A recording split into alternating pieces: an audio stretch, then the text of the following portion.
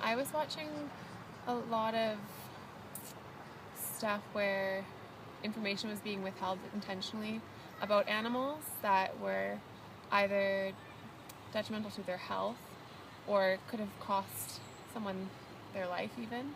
Also watching animals injure other animals and being taken from other places and labeled poorly. And there wasn't a lot of accountability within the financial basics of the rescue as well. Kind of most of the core way that the rescue was run really alarmed me. Also, dogs just being not quarantined or anything before coming in. There was no holding period, it was just quick dog flipping. And that concerned me for people giving up their dogs and thinking that they were going to get a better chance, but really they were just going into a car and being dropped off at the next house for some money. So, how would things work when a dog was surrendered to the rescue? What would happen? Few times, if they were lucky, they would spend a few nights. But when someone would surrender a dog, usually it would just end up at the president's house or some foster that was set up, and then as quick as possible adopt it out.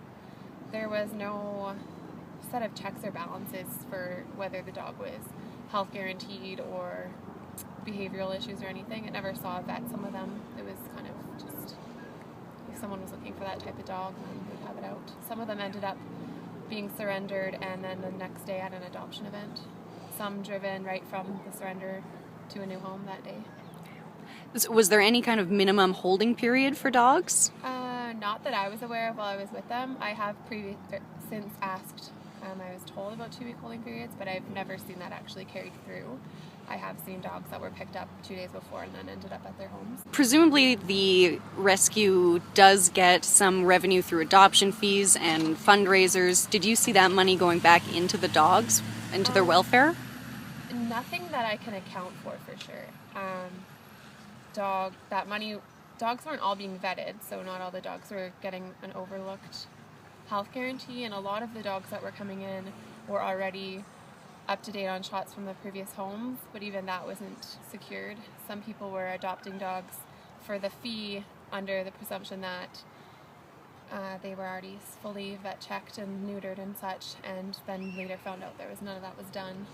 So no, I couldn't guarantee a way that it was going back to the dogs at all. Do you know if there were any records being kept about vet fees or adoption fees or where the money was going?